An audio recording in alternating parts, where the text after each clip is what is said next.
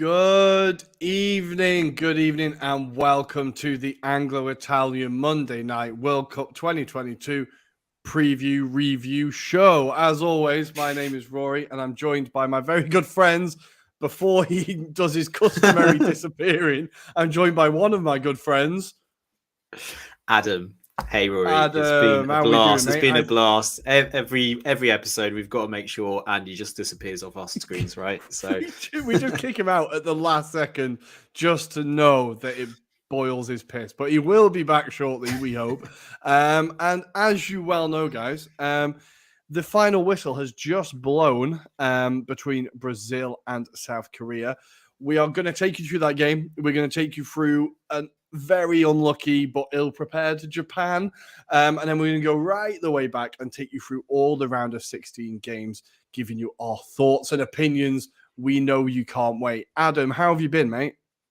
I've been very good, thank you. A bit more optimistic, I'd say, about Poland just in general after watching that match on Sunday. Pleasantly surprised as well, but more importantly, had a very good weekend. How about yours? Nice. Yeah, weekend. Terrible weather, which meant I could watch football all weekend. So that was good. An excuse to stay on the sofa. So I watched all the round of 16 games. That was nice. And yeah, all good, really. We've got a bit of a bank holiday in Italy this week. So it's kind of, we get Wednesday, Thursday off. So today and tomorrow are a proper slog at work when you know that you've got days off. But yeah, I'll be really thankful for the time off, thinking of doing Turin, a few little day trips. So fingers crossed, we'll have lots to report on Thursday, not just the football. But we should really start with what we have just witnessed. And what we've just witnessed is a live murder on television as Brazil absolutely butcher South Korea. And Adam, give us your first thoughts on these performances from both sides. So to start off with Brazil, I feel like they're kind of, I suppose, justifying why I feel they're going to be favourites for this competition. Just the depth that this squad has is absolutely incredible. And just to see how they make it so seamless and so easy is incredible. And also, just from my point of view, when you have like two centre-backs like Thiago Silva and Marquinhos joining together and creating one of the goals so simply, and it looks like it was just a piece off the training pitch itself. It was just, yeah, superlatives just fail me sometimes. With South Korea, I feel they were like kind of shell-shocked by the kind of first few kind of goals going through. It didn't help that they left themselves quite exposed at the back. There seemed to be like an intent to attack, but at the same time, no intent to come back either to defend. So I did feel sorry for the likes of Kim and also the goalie. But yeah, obviously it's the end of the road for South Korea. I think they did relatively well to get to this stage. I think if you would have given it at the beginning of this tournament, they would have taken it. So I think they've done incredibly well.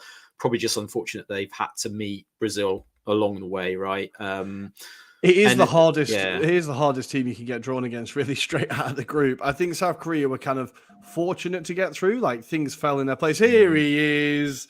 Things fell in their place. I think things fell into place for South Korea for them to get through. I don't think they massively impressed in any of their games in the group stage, really. No. And I think for them to get there and then all of a sudden it's like rabbits in headlights, oh crap, we're up against the favourites. I think I didn't see it being close. I thought Brazil would be quite comfortable. I didn't think it would be this comfortable. I didn't think I was in class when the game went on and one of my students was checking. He was like, 29 minutes, 3-0. Like, come on, it's not even a contest. I was like, yeah, I expected maybe a bit more. But unlucky South Korea, great to get through. Andy, what were your thoughts on South Korea's performance? And then we can wax lyrical about Brazil. I just thought the way that they lined up, I mean, they had massive sort of big dick energy about the way that they lined up. It's like, we're gonna, I don't know what Paulo Bento was smoking the night before, but he obviously woke up and went, you know what, I'm gonna play like a 4-2-4. We're gonna play Brazil at their own game. We've got Son. It's gonna be absolutely fine. He looks like a superhero.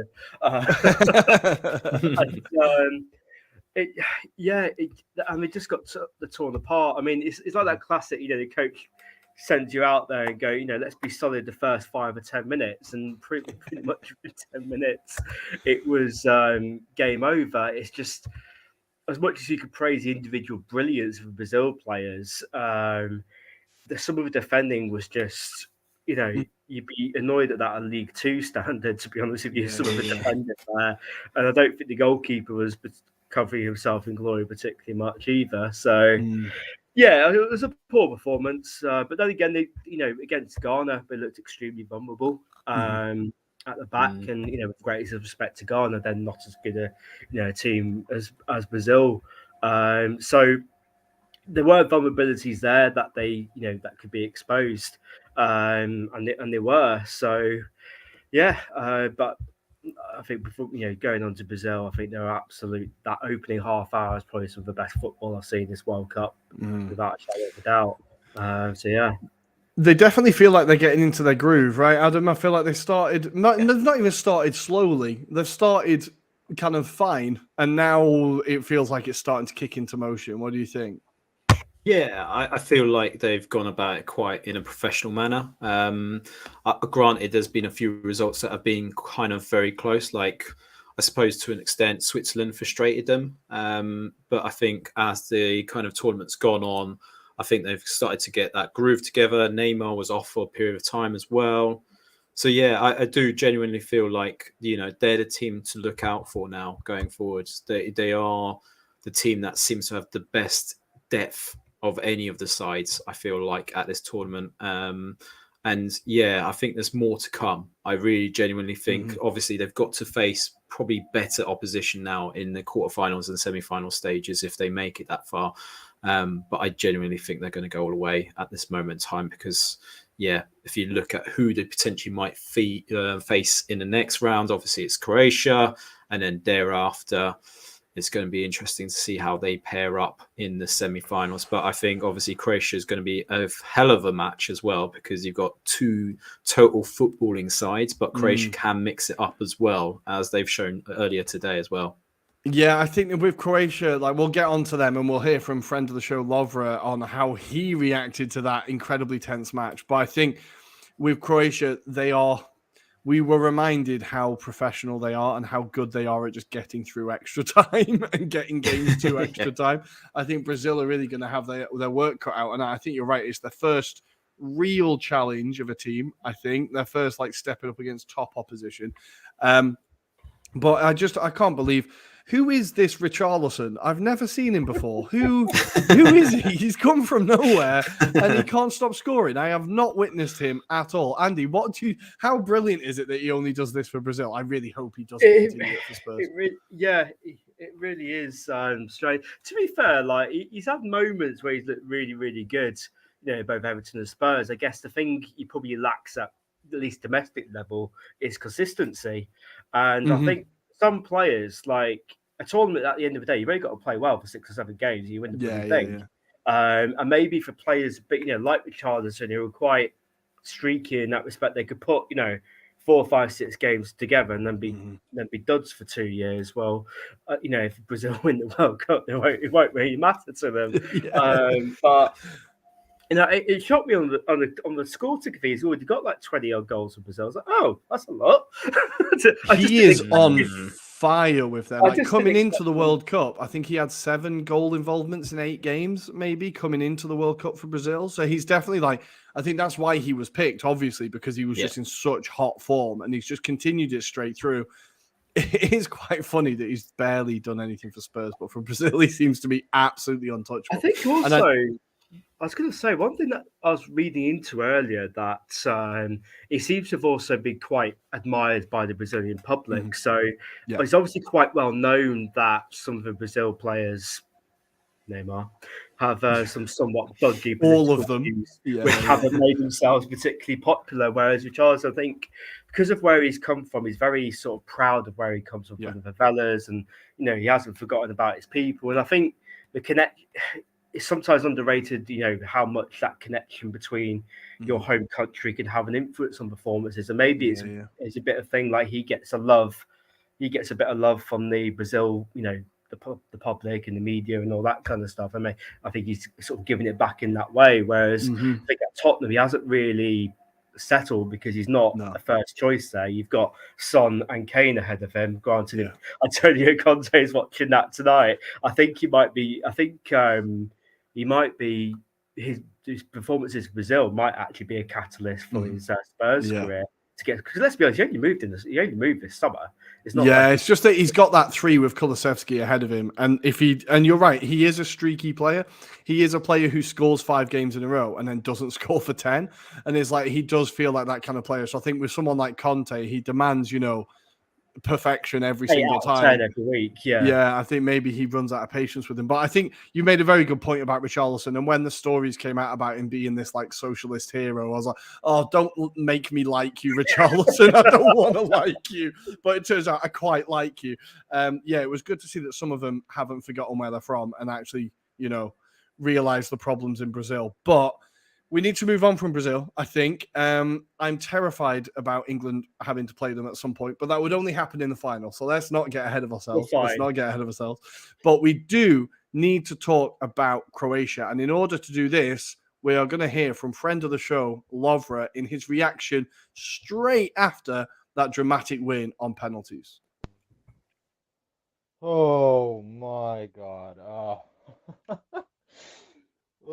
Yet another knockout game for Croatia and yet another absolutely nerve-wracking. I'm 17 and I feel like I've aged 100 years just from our knockout games at the World Cup and at the Euros. It's unbelievable. Oh my, yeah. Oh, what a game. Japan were very good. We weren't up to par for most of the game, which wasn't good to see and isn't good looking forward. But we were okay in defense again. But sometimes our defense did let us slip. But Modric kind of visible today, not as usual self. But Japan really did their work. They really covered every inch of the pitch, like they should have, and just stopped the midfield from doing things that they did before and done throughout their careers. So yeah, Kovacic and Modric didn't really have to do much, but Perisic, what a man! He's now the top goal scorer for Croatia in major tournaments. He surpassed Davor Šuker today, but this is his 10th goal in major tournaments, so absolutely amazing. And penalties, I was very nervous heading into extra time because I just seeing Japan run for the whole of the 90 minutes, I was getting worried, but then I got a little bit calm, remembering what we did 4 years ago. So, and then the penalties. Then I was like, can we do it again? And we sure did it. Levakovic, the third goalkeeper to save 3 penalties in a penalty shootout. The first one was, oh my God, I just forgot his name. Just some Portuguese goalkeeper against England in 2006 and Subasic in 2018, and now Levakovic again, turning into Subasic again. So what a performance, and looking forward now to the Brazil-South Korea game to see who we face in the quarterfinals. Nice. Well, it sounded like that game took all the energy out of Lovre. It felt like he needed to go lie down and recover. But that was an incredibly, incredibly tense game. I thought it was very high quality. I thought both teams really kind of brought the heat, so to speak. I feel like just Japan might have been the better side, that maybe they created the better chances. But I'm going to go to you, Andy, first. What were your impressions of the game? And then we'll kind of break it down a little bit. Well, maybe I'll sort of catch the highlights. I was literally talking to clients on the phone and looking at the phone at the same time. But I think with Japan, like as they have done, Japan are a sort of team where once they get into a rhythm of attacking, they're actually quite relentless at at pressing, trying to break up play, worked against Spain. They can go long periods of game without the ball, but when they get the bit between the teeth, they're actually quite aggressive. And you've not seen too many teams this World Cup operate, like a high press and an aggressive pressing strategy. You certainly see it more in the domestic game. You've got more time to train. So I think maybe one thing they probably lacked is that I've noticed that in a couple of their games that, had they got like a more recognised or more clinical number 9, I think they perhaps would have done better. I've seen made a few times for Celtic, and he's does what he does a really good job is sort of pressing and running, but you wouldn't exactly put your life on him scoring a 1-on-1, and you saw that in the campaign as well. And I think and it's little things like that, like the slight quality and difference. With Croatia, they had sort of like Perisic, who remember scored a brilliant goal in the World Cup final in 2018. It's that kind of know-how and quality at those moments that make a difference. We've seen Croatia do it before.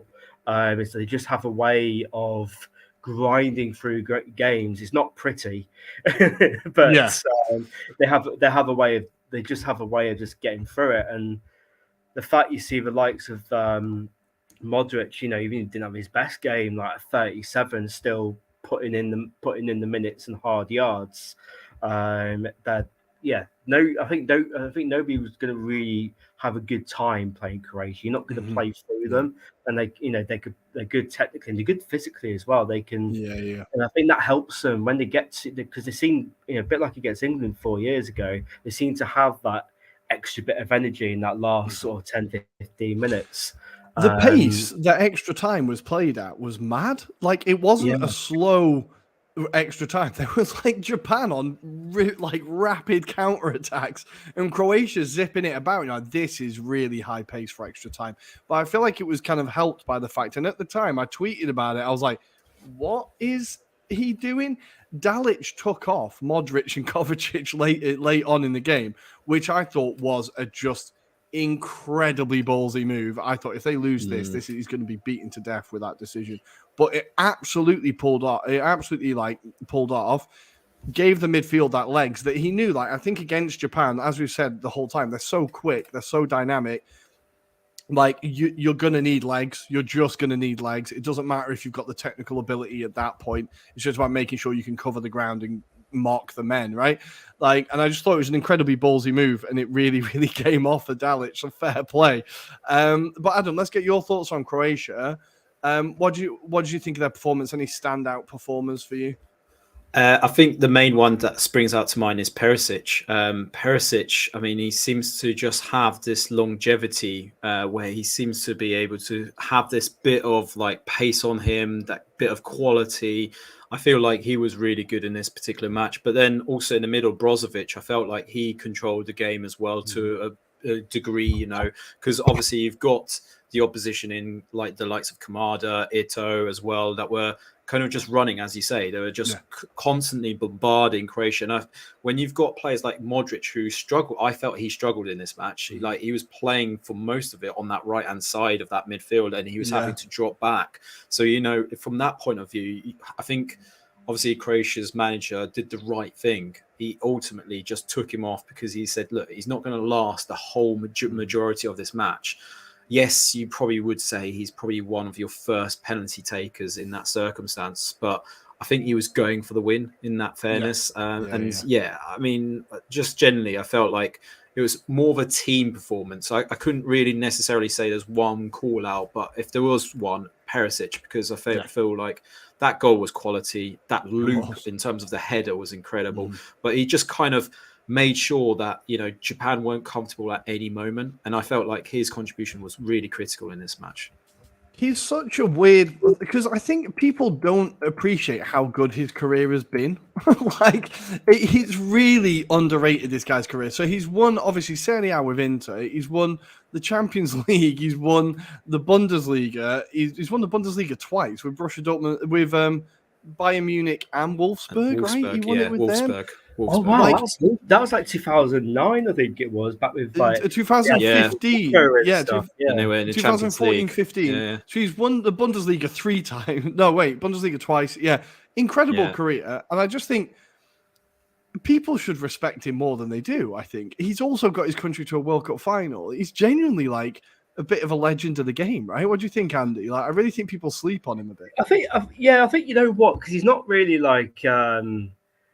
he's not a flashy person, is he? Both in terms of on the pitch, which is the most important part, and off the pitch. He's a very, very sort of bread and butter kind of guy, but he does the basics really, really well. And I think that's what Croatia overall are good at as a nation. They're not a flashy bunch, but they just do really basic stuff exceptionally well. Modric is another example of that. He's just a pass and move. And Mhm. when you say it like that, it sounds easy. But obviously, if you guys have played football as well, like granted, not anywhere near the same level, but It's definitely harder than they make it look. yeah, Yeah. exactly. And with Perisic, I think the one thing I've always liked about him is he's very good at sort of making late runs and finding space, and as a wing, and just putting in really good pinpoint deliveries. And as a winger, that's pretty much what you need, really. I think there's sometimes a little bit, you see a lot from sort of, I guess the younger wingers. There's a lot more, pissing about on the edge of it, waiting for an overlap and run. Whereas sometimes it really is as simple as get ball, cross ball. Yeah, that's all you need. That's all you need. It sounds like what you say to a 5-year-old, but that's, I think, so it's probably why he's not talked about in those kind of heights, because you try to think to yourself, like, has he, he's not like scored like, had like a 30-goal season or like a Ballon d'Or or anything, but he's just been remarkably consistent. He's one of those players, I think, when you look back at like 5 or 10 years' time, I think time will be kind to him, perhaps, than it is at the present, because he's the sort of player that you only really appreciate, perhaps, when they're no longer there. I think talk to Inter fans now. They definitely would take Perisic back in a heartbeat, I think. But we do, before we move on to the next game, we do need to quickly talk about, have Japan been told about the concept of penalties? Because they are 3 of the worst penalties I've ever seen in my life. Now, Lovra in the recording said Livakovic becomes the 3rd goalkeeper to save 3 penalties in a World Cup final. I'm going to say he was helped massively by all of the Japanese players. All of the shots were within a foot of where the keeper was stood, I'm going to say, and kind of telegraphed to which direction they were going. Adam, what do you think happened there? Did they just not practice? We know that Poland spent a long time practicing penalties. Do you think Japan just didn't bother? It clearly showed that they didn't really do anything. I was surprised because Minamino was the first one, right? And you expect a better hit in comparison to the others, but they did not. I didn't feel like they were confident even when they were walking towards it. I didn't feel like they were assured in terms of where they were going to place it, and the fact that they kind of almost were identical placements kind of sums it up, doesn't it? Really, unfortunately, just not their kind of time, was it, this time around? No, I think that was just classic, the occasion getting to them a little bit. And the second it got to penalties, I think you're like, okay, Croatia have got this in the bag. They've been here before. They have now not won a knockout game in the World Cup in normal time since 1998. That was the last time they won a knockout game in normal time. They are the experts at this thing. Japan, I just want to say, like, there's a lot of teams that we've been like really enjoyed this tournament. Japan is up there with one of the best. Just as Andy touched on, one of the few teams that played a high pressing game that actually went after teams that made it difficult on the ball. We're seeing, and we'll get into it because we're about to talk about Holland, USA.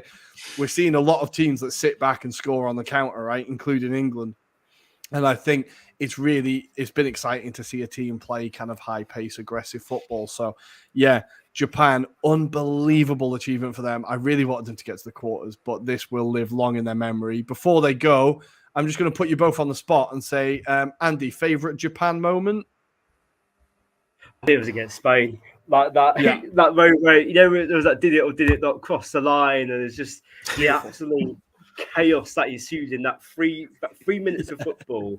It literally went from absolute cakewalk to Spain to, oh my God, what is going on? And the carnage that caused in the other game with Costa Rica and Germany. And it was just, there was that 10 minutes where Spain were going out and Germany were both going out. And it was a beautiful time. It was a beautiful time. Adam, what about you? Your favorite Japan moment? Because Andy's claimed that, I'll just go with the Germany game, purely because like that set the tone, right? I didn't think it could be possible, but they got the better of Germany on that occasion, and I think that was the kind of almost the second shock of the rounds, because you had Saudi Arabia against Argentina, then you had this match, which I think really did shake up the tournament, and in particular Germany. So hand it to Japan. I think we'll give them that due as well.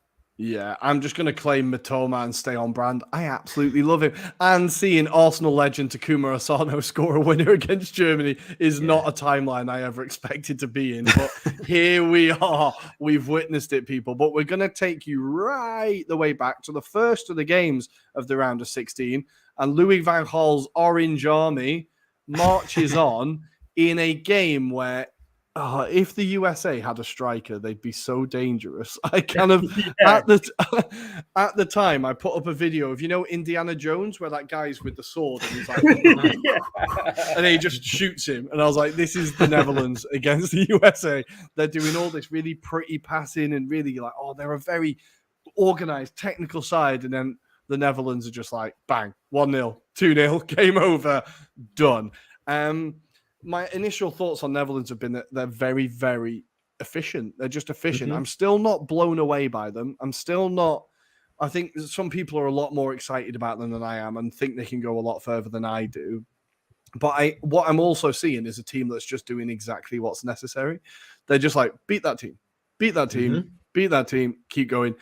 I think Van Gaal, obviously, like this 3-4-3 system that he plays with them is unbelievable. It works so well with that team. Denzel Dumfries had an absolute field day against Anthony Robinson. I think he's going to be having flashbacks to that 90 minutes because he was torn inside out. But I think it's interesting because Van Gaal has kind of got a lot of stick for not playing the kind of traditional Dutch football, and he's gone with this formation change. I think it's just really great to see the story that he's been through, etc., and where he is, to see his ideas come off on the pitch and actually have some very exciting players. The more I watch the team, the more I am like, okay, yeah, I can see it a bit.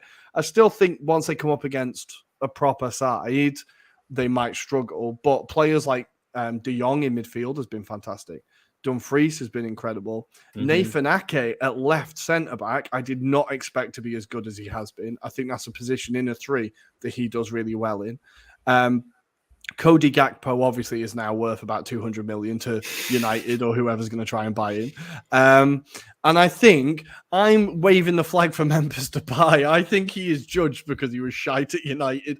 I think genuinely he's such an exciting player. I take the point that he has his on days and his off days, but I think his scoring record, he's now nearly the top goal scorer for Netherlands, which would be a hell of an achievement. I just think, maybe I should be more excited about it. And what do you think, Andy? How do you feel about the Netherlands and their performances? I think I think they're peaking at the right time. I think their performance against the USA was by far their best performance so far of the tournament.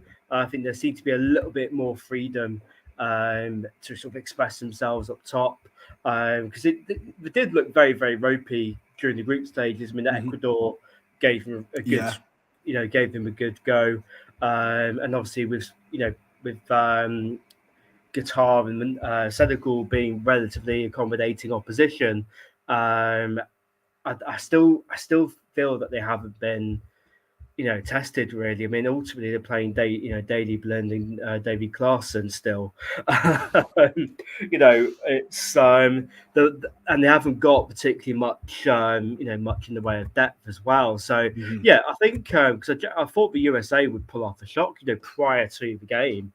I had it down as an upset, but no, I think they're doing as expected. I think if you said to most Dutch fans who get through to the quarters, I think they would probably take that, and anything that happens now is a bonus. And I think there's also a bit of I think for a lot of these Dutch players, it is probably going to be their last World Cup. I mean, it certainly is. Obviously, for Louis van Gaal came out at the time in the first place, but for the likes, obviously Noppert, who's 37 years old, barely. I mean, that is a story in itself. It's like suddenly first choice for his club in the past year or two. So he's got called up because Jasper Cillessen for a wobbly refused to be part of the squad. He played really well against the USA. He made some big saves. As well. He's fucking huge, isn't he? He's massive. He's just there. He sticks his arms out. It covers most of the goal. It's.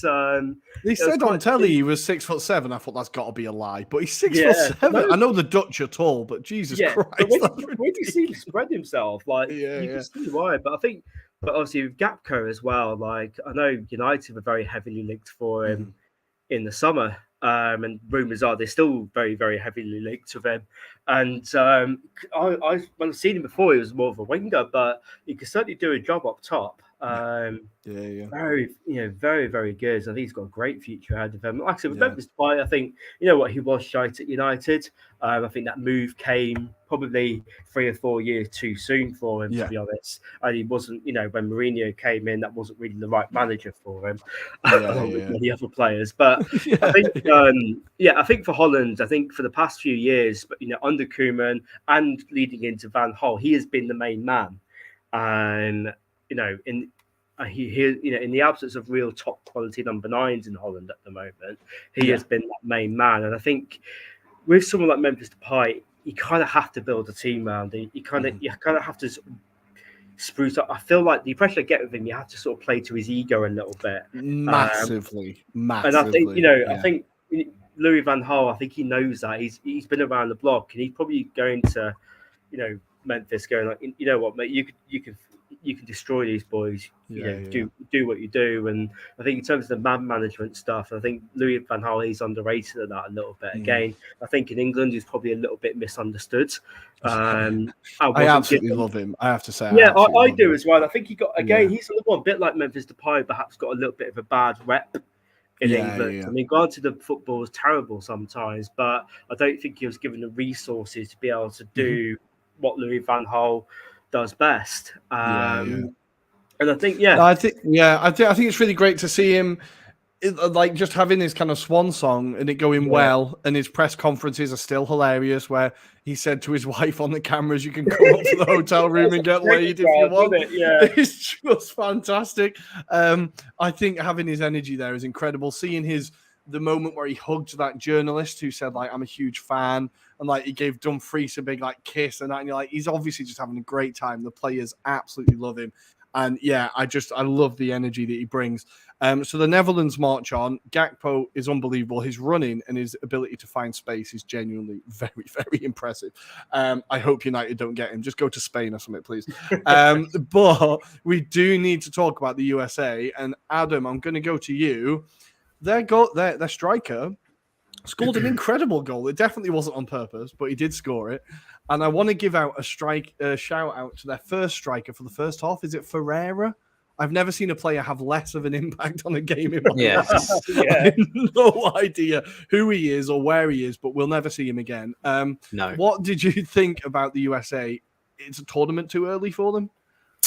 I think if you look at the reaction of US fans, they kind of say Berhalter didn't have great tactics for certain matches. He also didn't pick the right players. So, for example, in the attacking line, there's a striker that's doing it really well in the Dutch league, which is Pepe, he's called. And he could have been called up, but the US, for whatever, didn't. And Berhalter did mention before the tournament started, he might look at that exclusion and kind of say, was that the right move? And potentially now he's probably regretting it, because I think when we were talking a few weeks back about the Iran-USA match, that was where my doubts were about a focal point, someone that could lead a line. I think what's interesting is US journalists have kind of speculated that maybe this was the Josie Altidore that they were expecting to turn up. But obviously, his form hasn't been great. This is the problem, right? He's the next Josie Altidore. Fucking hell, but if you say that though, like taking that out of the equation right now, going forward, I think they are really struggling because you haven't got that generation of players. They've got a load of midfielders, right? Giovanni Reina didn't turn up that much in this tournament as well. And again, that's kind of been called out as maybe exclusion by Berhalter. Yeah. Like, I don't understand why he didn't get more game time. He just didn't play him. So there seems to be some very Southgate-isms. A lot of the accusations people have against Southgate, with like Jack Grealish and James Maddison, like not trusting the creative players and not having a system to allow them to express themselves. And with Berhalter, it's very much the same sort of thing with there. But I think he made a mistake with his striker line. Obviously, regarding Pepe doing quite a good job in Europe at the moment. With Jesus Ferreira, I mean, he had a couple of good seasons in MLS, but at international level is a completely different ball game. And I think he hadn't really had enough probably tournament experience really to be able to do that. I think I honestly thought it was baffling watching him because I thought he's just where the ball was 2 minutes ago. Like it just felt like he was not keeping up with the game at all. And I thought he was on dial up and everyone else was on broadcast. And it just because when they said like this is his first World Cup start or whatever, and I was like, oh bloody hell! In a round of 16 game, like that is your manager has like thrown you in there. And I think I'm not even having to go at him personally, if you know what I mean. I just think the Berhalter obviously made some odd decisions. And when I saw Gio Reyna coming on at like the 70th minute when it was already like losing the game or whatever, I was like, I think that's the first time I've seen him this tournament. And how the hell is he not the first name on the team sheet? Like, I don't understand. I know that midfield has been really good with Adams, McKennie, and Musa. That's been incredible midfield. But you can find a way for him in there, just behind your non-existent striker, whatever. They should be a place for that guy in your team. So I think it's really strange team selection from Berhalter. But I mean, it was a strange squad selection because obviously Jesus Ferreira wasn't the only strange one as well. Jordan Morris, famous for a failed spell over in Swansea. Which I'd never heard of him when he came on. Honestly, I was like, so yeah, he plays for Seattle Sounders. He's been more or less a career MLSer, if you like. Right. Loan spell at Swansea. Got injured, went back home. So was that under Bob Bradley? That must have been under Bob Bradley, right? That was that for him over in England, and he'd come back from like a really serious injury prior, not too long before the World Cup, and again he hadn't put anything like the sort of run of form, to do that. I think maybe there was some pressure internally to pick some of the more MLS-based players, but there's a few of them that had, weren't really of the required quality to do that. I think it's kind of it's interesting. I think we're going to see a few of these people at 2026, but not many of them. I think this is a tournament where kind of US are building towards the home tournament, right? They now have. They'll do it. I think they now have 4 years to build a striker. If they can do that, then they'll be fine.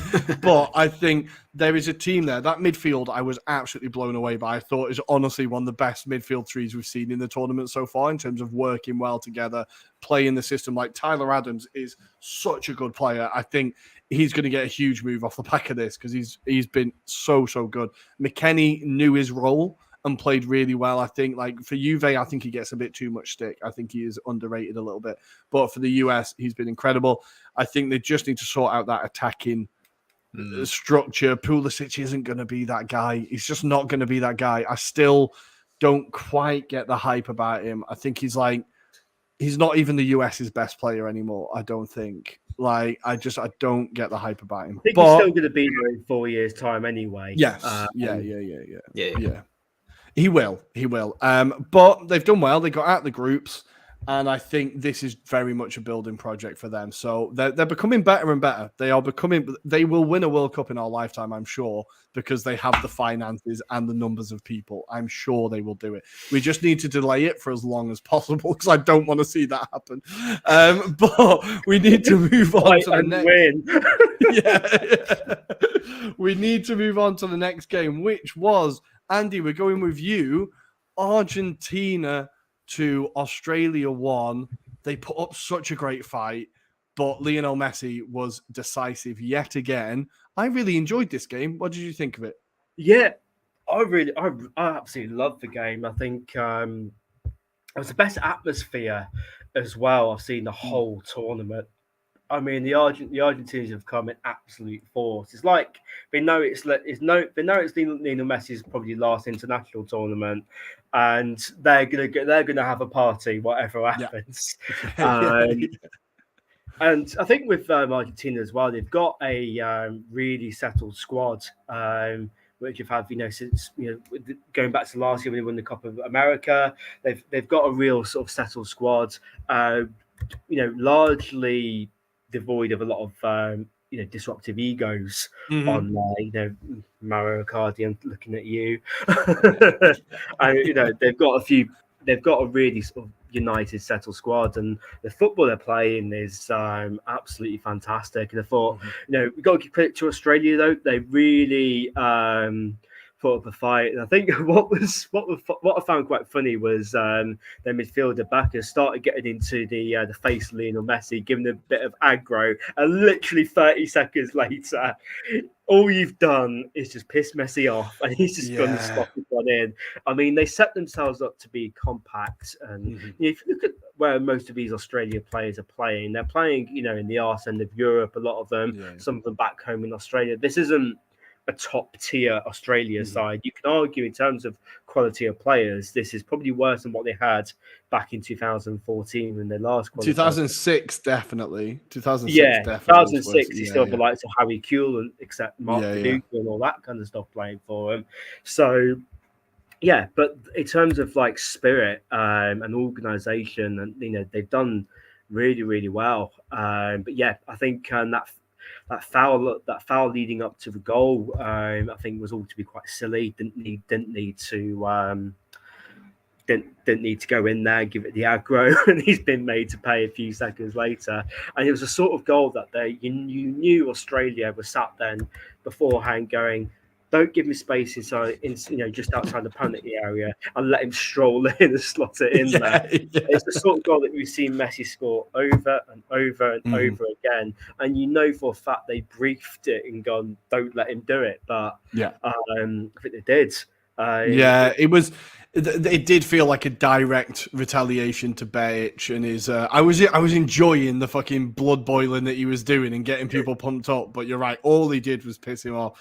I feel like with Argentina, it was relatively comfortable. I think when Australia got the late goal, which was great because it made a fairly dull game incredibly exciting at the end. Where you're like, okay, they're close, and there was the chance that fell to Garang Kual, who I think has signed for Newcastle United or is about to sign for Newcastle United. Still technically playing in Australia, but it's like 18 years old. Seen as obviously the next big thing, but I mean, the trying to take it down was brilliant. But obviously, Martinez came out like an absolute flash. That was a hell of a save.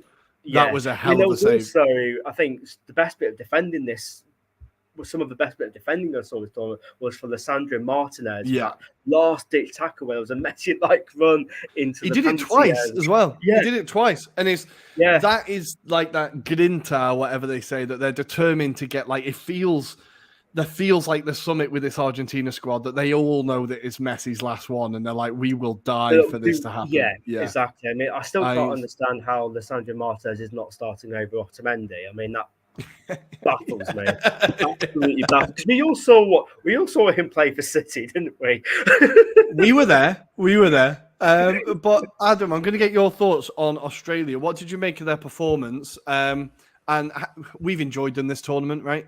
Yeah, I thought it was a very spirited performance. I think they gave it a go, but also at the same time, I think they knew what they were facing, right? So they knew what their limitations were. And as we were talking about Bajic, he also had a chance. I think it was at the moment when it was 2-0, he kind of ran into the box. So I think Messi spit went into his saliva into him, and he went on this amazing run, which he cut back.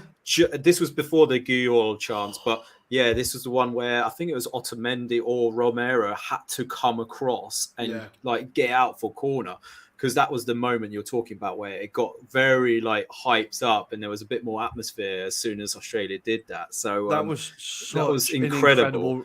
That run, I honestly was like my heart stopped watching it. So they did have their moments, right? I thought they really did.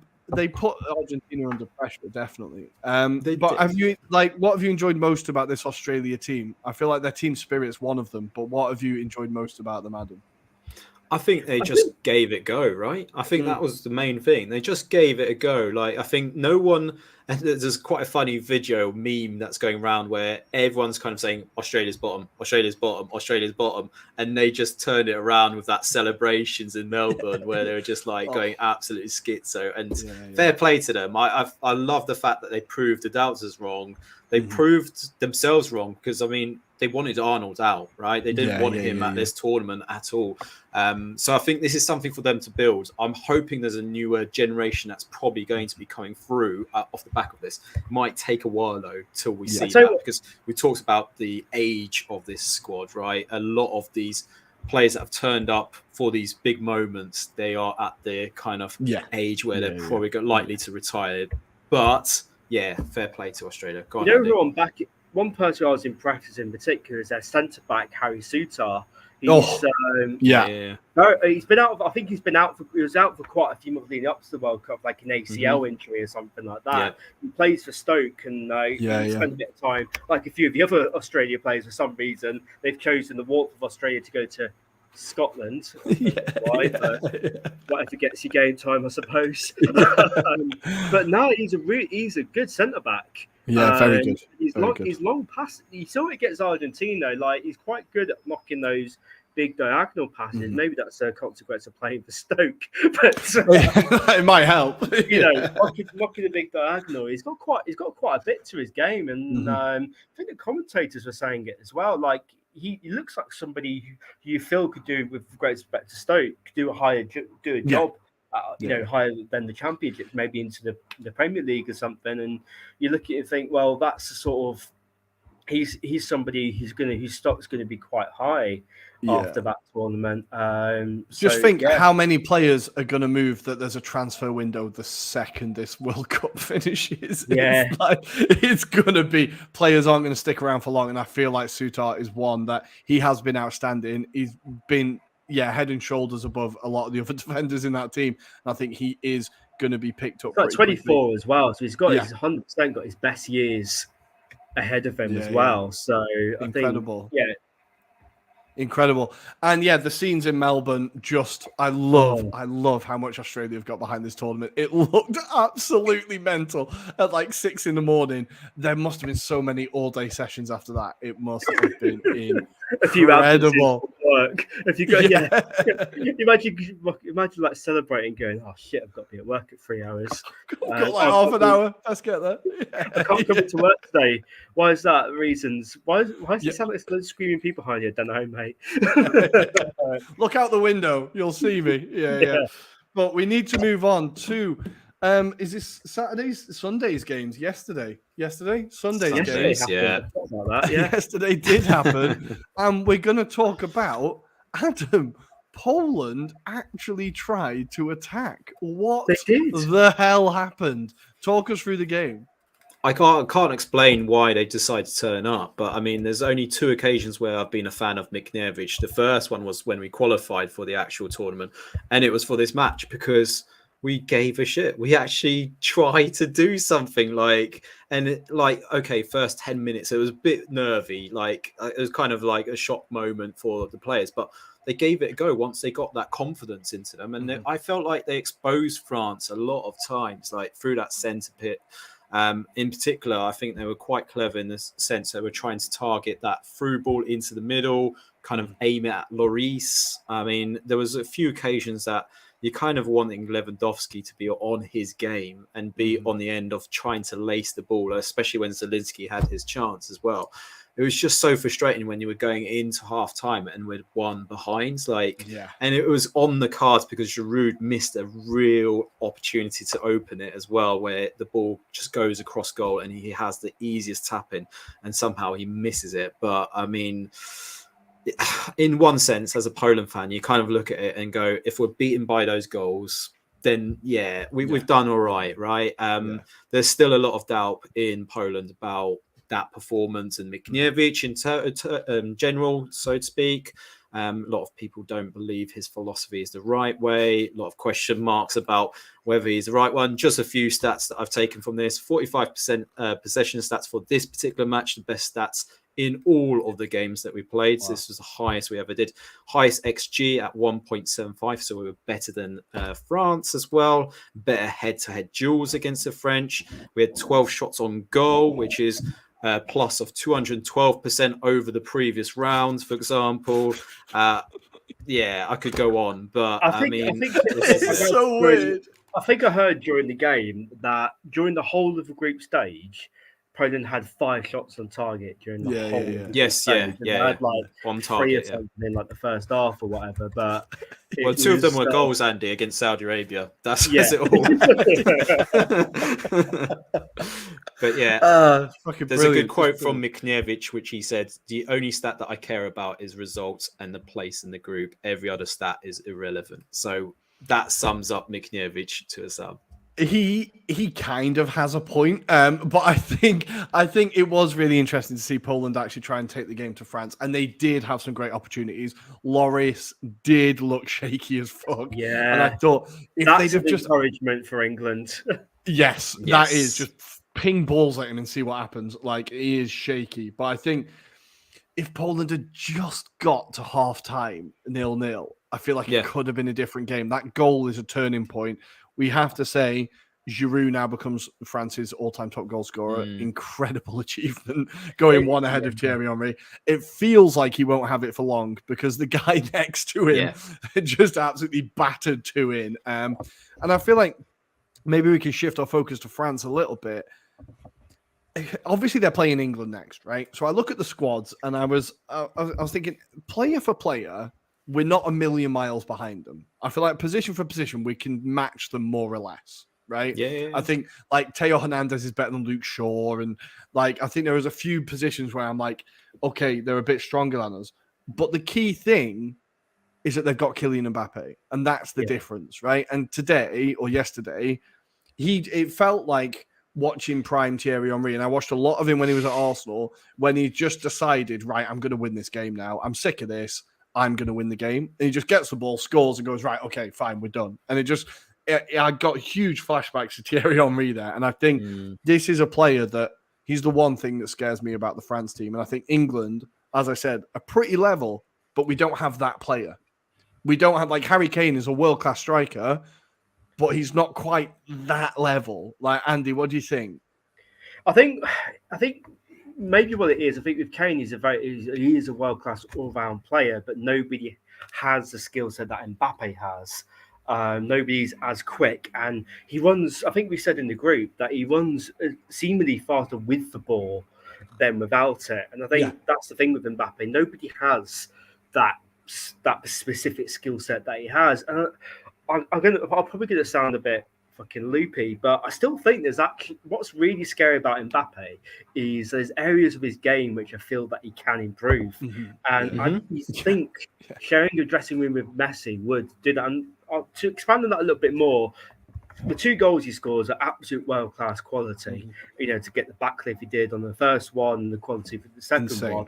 But there's a few times during the game where Messi, for example, would have looked up, found a pass, laid somebody in, and I feel like he needs to do that a little bit more because with Thierry Henry, he assisted, in equal measure as he scored in some cases. So certainly when Thierry Henry was at his absolute peak, and I think sometimes with Mbappe, he relies on the core skills that he has, but as he gets a little bit older, in a few years, I'd like to see him add a little bit more to his game. And I think that's what will be the difference to him maybe getting 1 or 2 Ballon d'Ors to doing a Messi, getting the next 3 or 4 knocking about. Maybe I'm just being a little bit super critical, but I think it's I think he's still young. He's still very, very young. So there has to be areas of his game to improve. There has to be. That's and a I think consequence of playing for PSG, I think, where it's a lot more about individualism, which is a shame because I'd love to have seen him at Real Madrid or something like that, or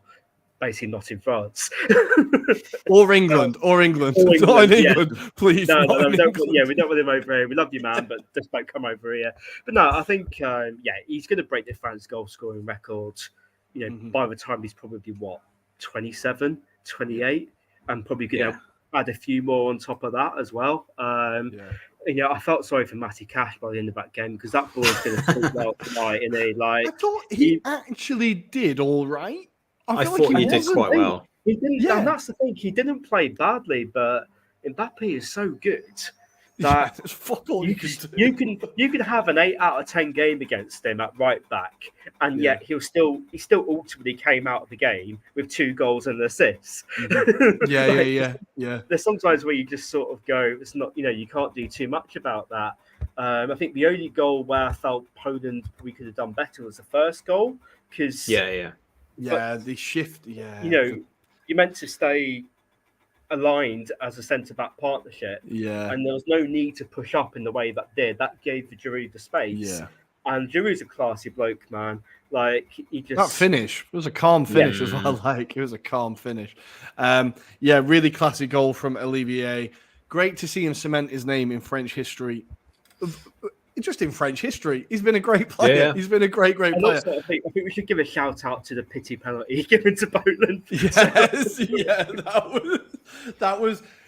Now the first Lewandowski penalty was one of the worst penalties I've ever seen. I thought, for God's sake, Lever, just at this point, just hit it as hard as you can into the corner. Just no pissing about. But he did eventually get his way and took it again in the exact same style and kind of put it into the bottom corner.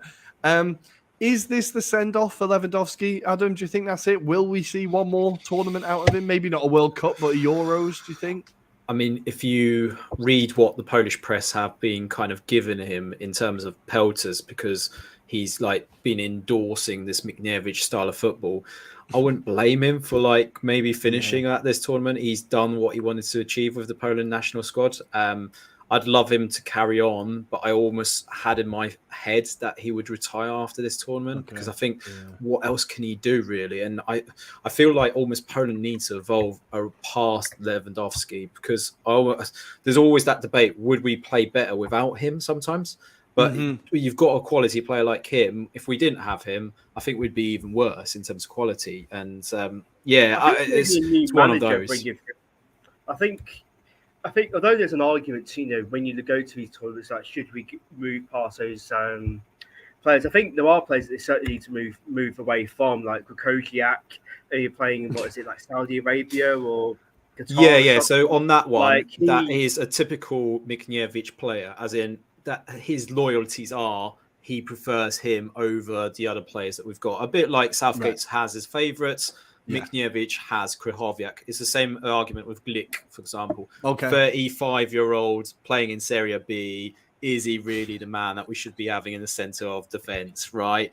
But I like him because he gives that. I like Kamil Glick. I think, in fairness, like he's probably wrong for that first goal. He shouldn't be pulling up, but that's his age.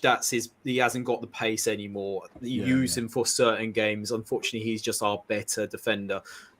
When Kivor is better, right, and he will get even better, I think, with time, he'll be the man that replaces him. So I'm not worried about that. But Krychowiak, I'm not his biggest fan. Like Szczesny, I was never his biggest fan, but Szczesny was the man for this tournament as well. Goalkeeper for the tournament, he's got it in the bag it's all already. About Juventus players, right? Because Szczesny, Rabiot's having an incredible tournament. Like who's next? McKennie killing it. I mean, I feel like with Juve, they kept Szczesny as being the number one keeper, kept 5 or 6 clean sheets in a row going into the World Cup. I think although we've not been shy and bashing Wojciech Szczesny over the past couple of years or so, I think to be fair to him, like in the lead up to the World Cup and during the World Cup, he's put his money where his mouth is. He's been sensational, and he will be goalkeeper of the tournament. He will be. There's not someone who's going to be better than him now. Those 2 penalty saves, that double save from the penalty is incredible. I thought he pulled off some big saves against France. He made some big saves. I think he's just massively stepped up. I think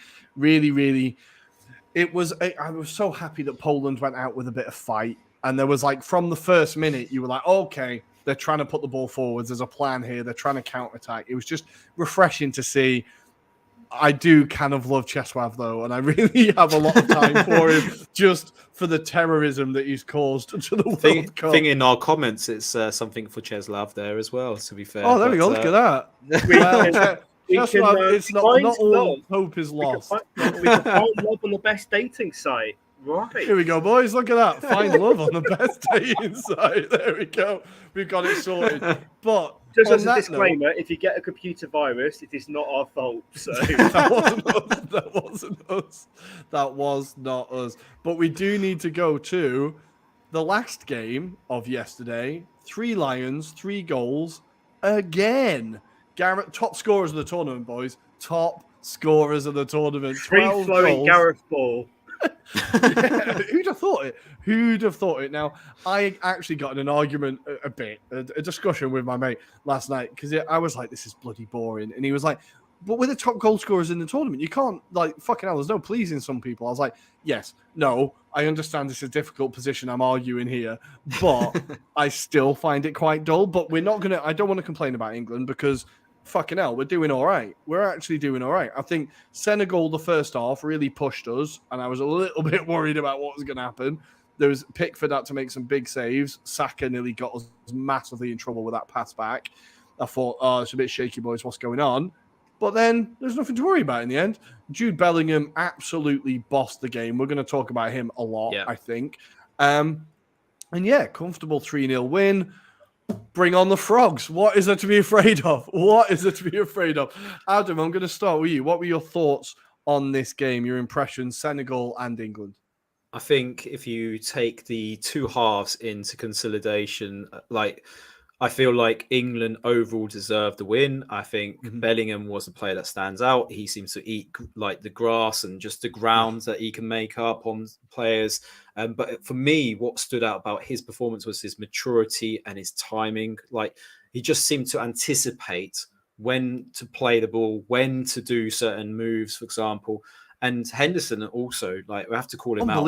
Incredible performance by him. Yeah. Like I think a lot of doubt was about his performance for Liverpool this season, whether he should be in that squad.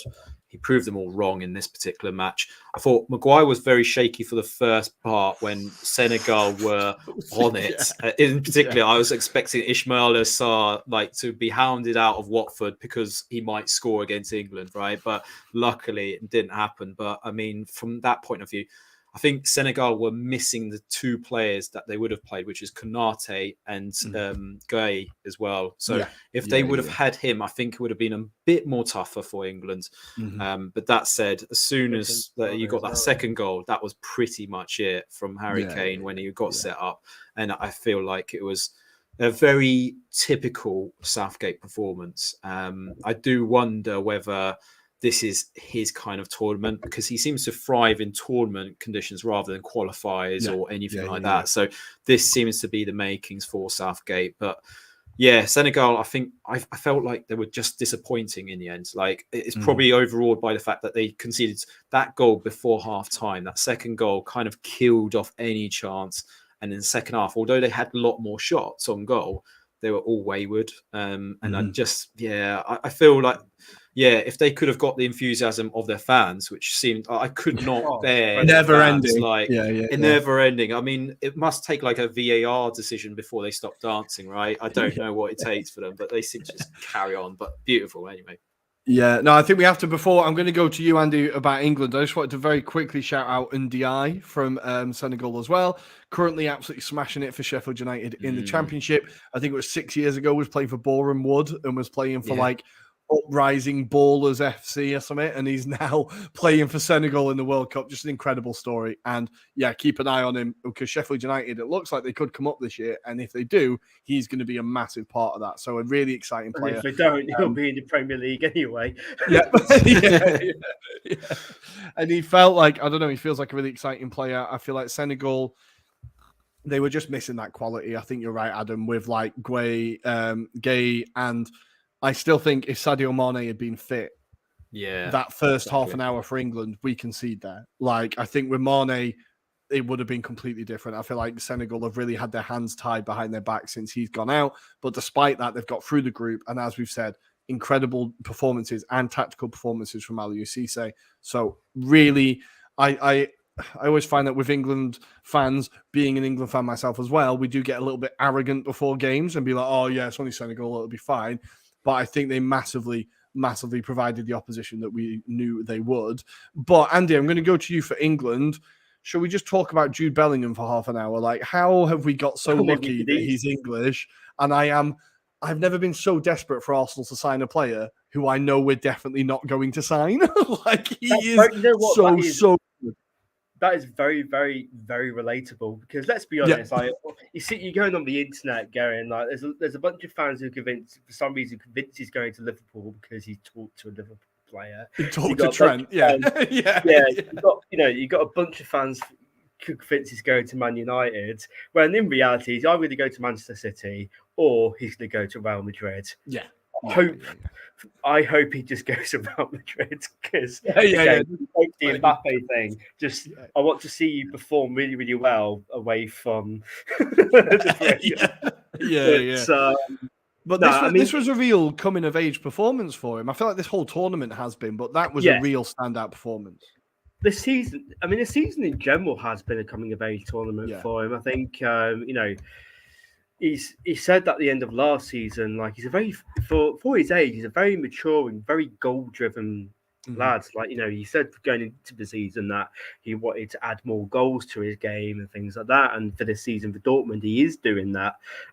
He's getting further up the pitch. But I think I've not seen, maybe it's a bit of recency bias, I don't know, but I've not seen a central midfield player who was that good at 19 years old. There was some argument for Steven Gerrard, but he wasn't even in the England squad at 19 years old. I don't think he wasn't. He certainly wasn't at that particular level. It was his mid-20s before we got to that. And the fact that we're, in 10 years' time, he's still only going to be like 28, 29, arguably at his peak.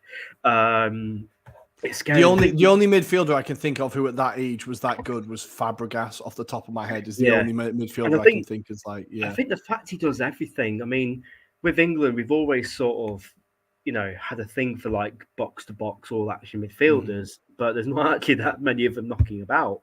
No. He's got a great passing range. He's got, and in the first half, the bit that impressed me most, in the first half, we were on the ropes a little bit. He got stuck in, he got back, he tracked back, he tackled. And having watched Gerrard and Lampard for many years as a teenager, you didn't see those two doing that at all. But they weren't interested in any of that. And I think to have that maturity at performance, I think the only teenager who had that much of a gravitas on the game was Wayne Rooney back in the day. Obviously different positions, but you know what I mean in terms of the grabbing the game by the scruff of the neck. I think kind of thing. That's basically what he's done there.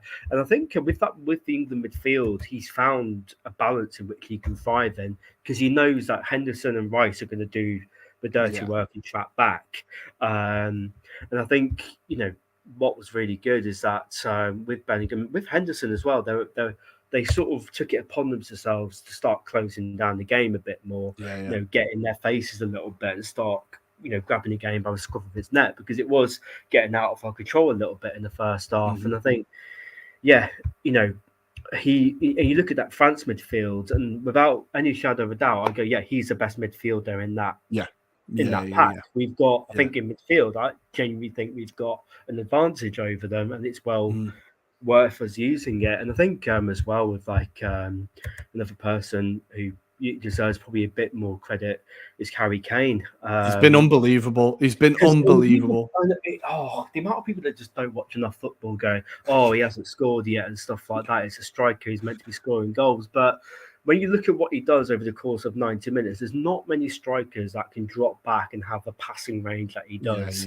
He's already got 3 assists, right? 4 assists. I think it's 3. Right? He got 3 assists in the group stage league. I think he got one last night. As well. It's just the way he's seen it do it with the Spurs, the way he sort of dropped back, and as he's turning, knock for a first-time pass. I've seen it do it loads of times for Spurs.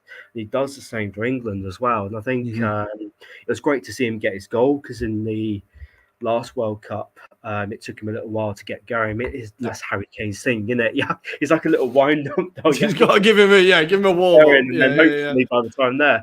And I was thinking back to 2018, and when you look at the 2018 World Cup, we absolutely sweated our way past Colombia in the most tense game ever.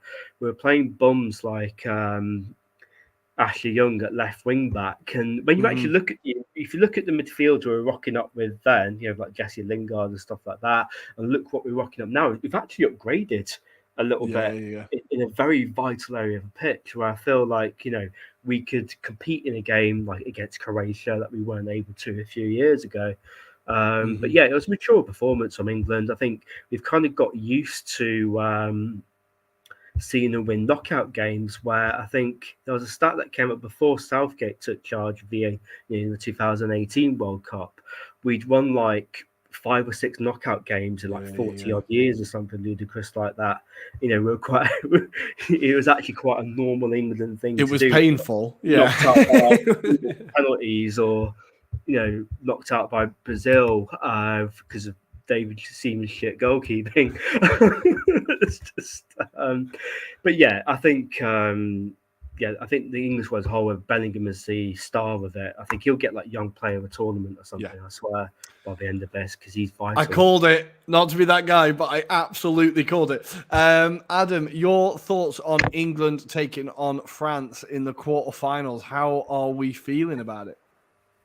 I think if England can see what Poland did to France, there's nothing to be worried about. I think you just play your own game. And I feel like, obviously, yes, Mbappe is a threat, but he also has massive flaws in the fact that he doesn't track back. And if, like, France are under the cosh, which I expect there will be periods of the game where it will go to and fro, then I think, England have a good chance of, like, potentially maybe sealing the win within the 90 minutes. I do genuinely feel like there's nothing to be afraid of with this France squad. I think the only difference between Poland and England was we don't have that depth of quality to match up with France. And yes, I know there's some individual other players within the French squad that could be a threat, but equally, I mean, I didn't feel that convinced by France. I feel like, yes, also at this point, they haven't really come across a team with quality. So I feel this is a really big test for France as well. Like, I think if there's an opportunity where you're going to win, then this is your best opportunity, because they don't have a Benzema, right? They don't have the likes of a Pogba or Kante, for example, that could have maybe broken it up a bit in midfield as well.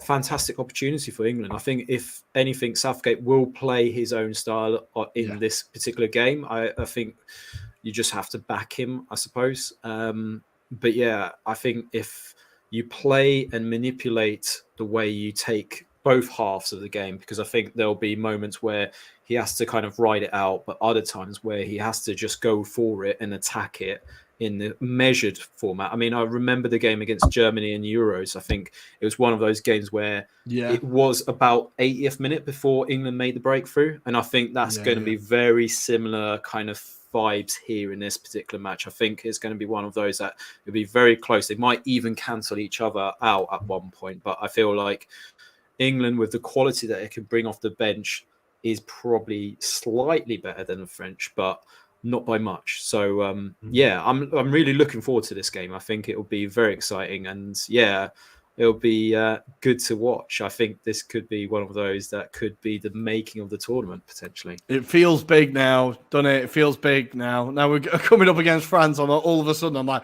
oh, the nerves are kicking in. I'm already thinking forward to Saturday night. Oh, Saturday night, England versus France. Can't knock it. Cannot knock it. Andy, very quickly, feeling confident?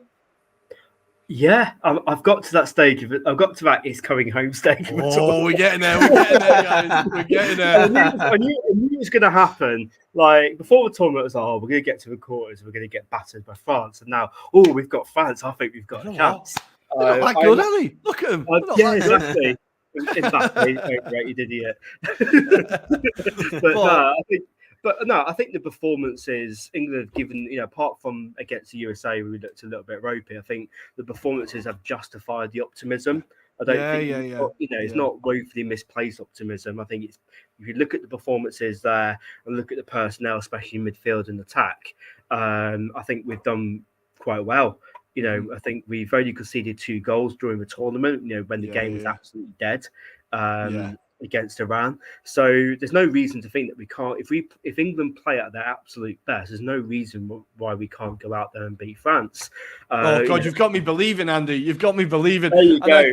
I think there is an interesting case study to be performed in the fact that we've got close now in a few tournaments. Nobody's actually singing "It's Coming Home." Nobody's playing it. It's not a meme anywhere. Yeah. I think that it was for such a long time because we got nowhere bloody near it. And now we're kind of getting close to everyone's going, shh, don't jinx it. Shut up. Don't jinx it. Like, I feel like there is a massive collective, like, right, let's just see what happens here. Because It's pretty exciting. I think if we beat France, I think that's when it suddenly everything opens up. Yeah. Certainly. I think that's when we'll be like, oh, because I think if you look at the other teams in that half of the draw, I think what is it? Portugal, I think is one of the teams that we could potentially face. Yeah, it'll be the winners between Portugal, Switzerland, and Spain, Morocco. So yeah, so that would be I could see Portugal maybe getting one over Spain. I think they've got a bit more about, especially over 120 minutes. Yeah. But I'd just love to see, Ronaldo crying his eyes out after Harry Maguire slots in the header. Fingers crossed. But we do very, very quickly need to preview Morocco versus Spain. Adam, I'm going to give you Morocco versus Spain. Andy, I'm going to give you Portugal versus Switzerland. Putting you on the spot. Adam, Morocco versus Spain. Thoughts? I think we might see a shock. I'm going to put my head on the line and say Morocco win this 2-1. Our friend Basri will be even more happier than ever. But I feel like it's one of those where Luis Enrique, I don't feel he got his tactics right, in particular for the last game. I think he got lucky. Alvaro Morata has been relied upon, but also Spain have this funny kind of theme going on in this tournament where they seem to have one good half and then the second half is absolutely rubbish and they can't seem to get it going. So yeah, big test for Luis Enrique. I think Morocco have nothing to fear. They'll go in there with a lot of form. Ziyech on just a rich vein of form at the moment. I think he's really up for it. And yeah, I think, Morocco are going to fancy their chances against Spain. So yeah, I'm going to put it out there and say Morocco to win. Very nice. I love it. I think I kind of agree. Nice. Andy, take us through Portugal versus Switzerland. Granit Xhaka doing some world class winding up against the Serbians, grabbing his dick and all sorts. Do we think the Swiss, do you think he can ride once again and piss off Ronaldo? It depends. You know what? That game against Serbia, I think it looked like it probably took a lot out of them, both emotionally and energy-wise. I mean, I said obviously on our WhatsApp group, I just find it funny that Granit Xhaka is so passionately Albanian, he's chosen to play for Switzerland, even though his brother plays for Albania. That's something that's always puzzled me a little bit. He gives it all the wings and all that kind of stuff. And he's going to hunt you down, Andy. You know that, right? He's going to hunt you down. Yeah, I bet a lot of the household. No, you know what? I understand the historical reasons why there's obviously beef between Albania and Serbia, and I know he has his own very, very personal reasons behind it as well. So yeah, you can joking aside, you can perfectly understand where that comes from. But I think Switzerland will fancy their chances. I think Portugal, especially we shown against South Korea. Granted, they kind of threw at that point. They are vulnerable, and I know it's going to sound like a bit of an agenda, but they're another team where I feel like they seem to do a little bit better when Ronaldo is not on the pitch. That's why the game against Uruguay made me laugh a little bit, to be honest, where he tried so hard to score, didn't. And then no matter what Piers Morgan says, he didn't score. Yeah. Gets subbed off, and then Bruno Fernandes scores a penalty, and I think. As both from a United fan point of view, but also from a Portugal point of view, I think Bruno Fernandes turning up in a Portugal shirt has been long overdue, and he's been great for them this tournament. That midfield four they've got Bernardo Silva, Ruben Neves, William Carvalho, and Bruno Fernandes. Throwing it back to like Sven-Göran Eriksson diamond era. Is actually. Remember those days. Yeah, Christ. That is actually working quite well for them. And I think that's among the most functional midfields in the tournament. And so I think they've got the quality to absolutely got the quality to win the game. But they still look a little bit vulnerable, see chances. But I would back Portugal to win that one. So I think you're right. I think the only what Switzerland do have is pace on the break, and they are dangerous. They've got Briel Embolo, they've got Shaqiri, who on their day can do damage. But I do think Portugal should get through this one, really. But of course, hoping they don't. But for now, guys, that is us done with the show for today. As always, please follow us on Instagram at Anglo-Italian Pod, on Twitter at Italian Anglo Pod, and hit the like and subscribe button down here. But for now, it is time for us to send you off with our customary partnership with Cars of Qatar with 3 stories from migrant workers from Qatar. The first story is Lal bin Tamang. The marriage between Lal bin Tamang and his wife Mahaman was an exception. In rural Nepal, arranged marriages are the norm, but they had married for love. Life had only one meaning when Lal bin would come home from Qatar. The family could start a small business. They could afford to pay for their son's education in 2013. All these dreams were shattered when a steel beam fell from the 16th floor. The company contacted us and said it had been an accident. They told him that his head was injured and died. Mohammed Salim. Mohammed Salim's wife, Ruby Khatun, was happy that her husband had finally returned home. He had been away for several years, but the party in the village did not last long. The family was eating dinner when he complained of a sudden pain in his chest. He was having difficulty breathing. Then he fainted. It happened so quickly, and he was dead. We were all in shock. Ruby Khatun describes the situation as desperate. He wanted to work in Qatar for another 2 years. After that, we talked about opening a small shop in the village so that we could afford to take proper care of our children while they were growing up. And finally, Amit Karki. It has been over 2 decades since Kina Bista's husband, Amit Karki, first traveled to Qatar. Quite honestly, we have not seen him much since we got married 12 years ago. I raised our 2 children here at home, but they never got to know their father, and now he is dead, says Kina Bista. After a day of work, he complained of pain and was driven to the hospital by his colleagues. He was dead when they arrived. We were told that it was a heart attack, says Kina Bista. The family has received 700,000 Nepalese rupees from the authorities and another 1.4 million rupees from the life insurance.